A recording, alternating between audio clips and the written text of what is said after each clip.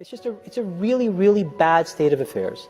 And we compound the problem, right? We curate our lives around this perceived sense of perfection because we get rewarded in these short-term signals, hearts, likes, thumbs up, and we conflate that with value and we conflate it with truth. And instead what it really is fake, brittle popularity. That's short-term and that leaves you even more, and admit it, vacant and empty before you did it. Because then it forces you into this vicious cycle where you're like, what's the next thing I need to do now? Because I need it back.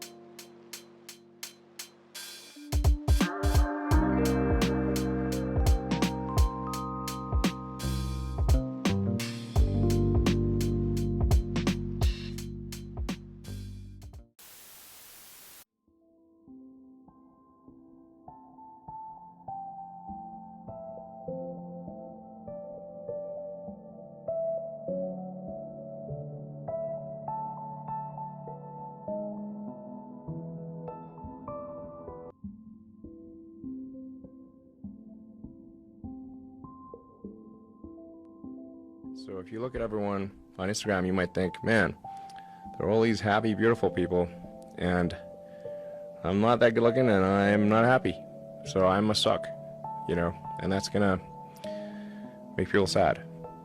So when in fact, those people you think are super happy, actually not that happy. Some of them are really depressed, they're very sad. Some of the happiest seeming people, actually some of the saddest people in reality.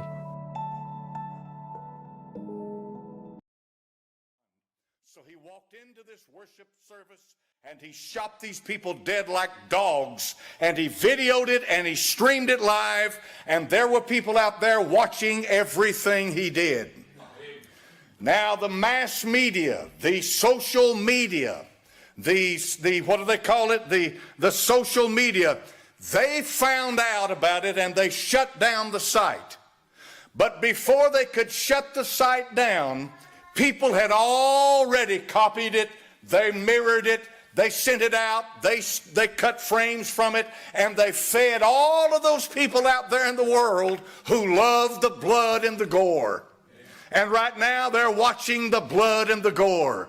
They're lapping it up like dogs. He streamed this live while he was murdering these people. That is a reprobate mind. So social media can be used for good and for bad. But for the most part, it's used for bad. You got a 13, 14, 15-year-old teenage daughter, who's she talking to on social media? All I've got to do is set up a false account, get on social media, and do it in no time. I'm 15 years old. I'm a 15-year-old boy. You see, the generation today, for the most part, has long since divorced itself from the real world. They don't know how to live in the real world. They live in a cyber world. Now, we have age restrictions on alcohol, cigarettes, and gambling, because we know that an immature mind is not yet strong enough or mature enough to deal with the powers of these addicting chemicals, these addictive chemicals, right? So we put an age limit. We have no such age limit or age restriction on social media or cell phones.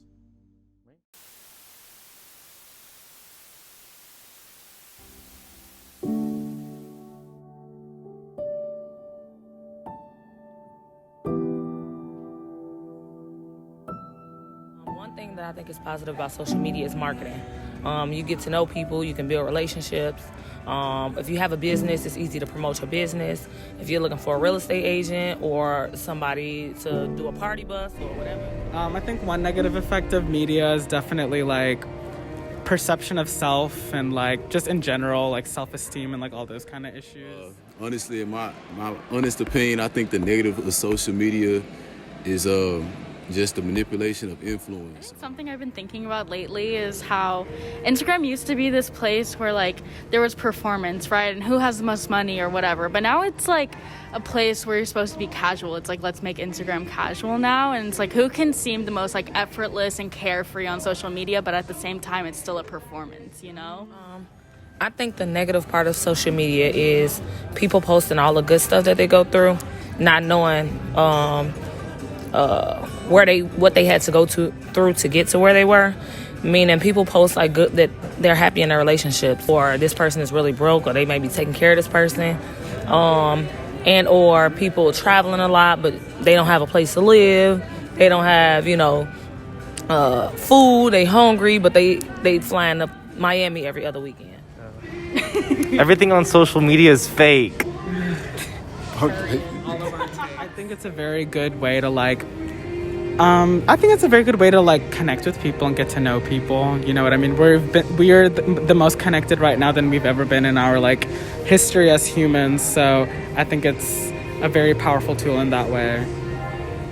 Yeah, and also as a place of, I don't know, creativity and trying out new things, trying out new personas too, how do I want to present myself to the world today? It's a neat community. It provides community. Yeah. So that's neat. Looking to become health conscious and change their life in a healthy manner in terms of finding healthy workout routines and stuff like that, and which that's essential, you know what I'm saying, as far as a healthy lifestyle. But you also have people promoting health, weight loss products that don't necessarily work, if that makes sense. You have girls that are less than 200 pounds promoting flat tummy tea, when in actuality they didn't take those products to reach that state of for their body to reach that state, if that makes sense. So I feel the negative aspect of social media is just how people can easily manipulate and influence others. Yeah, bro. I think the negative of social media is that some folks feel empowered by hiding behind it. I think people say things that they would never do in person because they would never be brave enough to say and do those things in person. And so from that perspective, I think that's very negative, and it can create a lot of false confidence in people to do and act upon things in a negative way. The positive things about social media is that it has such a broad-reaching impact. Specifically, it gives a voice where people may not be heard. I'm older, and I was brought up before social media, and so folks having a platform to speak their truth and to talk about things that are important to them, they're able to reach a broad, vast amount of people doing that. So I think that's a very positive aspect of social media.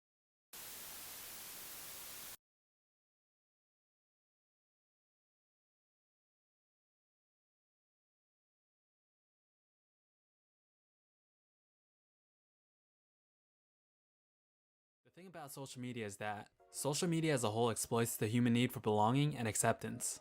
You see, human beings crave attention because it validates our existence. A lot of people say they don't want attention, but that's not entirely true. Attention is such an underrated drug, and the catalyst for the addiction and craving for attention is social media, and most people don't even realize it. And social media has also become much larger than anyone could ever anticipate, and it's literally destroying the humanity within people. Smartphones have literally become pacifiers for grown adults. When you're uncomfortable, you unconsciously pull out your phone and needlessly go on it.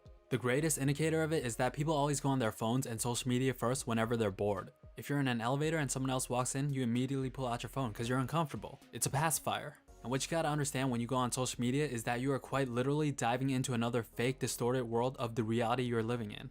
And that world will do everything to entice you with what's attractive to your eye. And the real problem that isn't being addressed is the generations to come.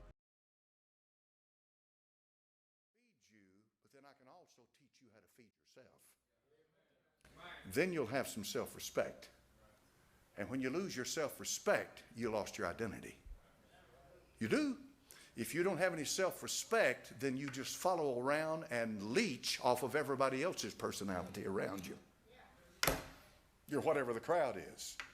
Once you have a foundation and you know whom you have believed, and you have respect in the sense that you know what God's made out of you, you don't need to leech off of somebody and hold on to somebody all the time.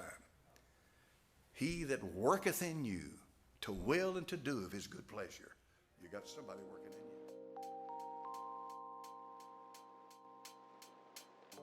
you.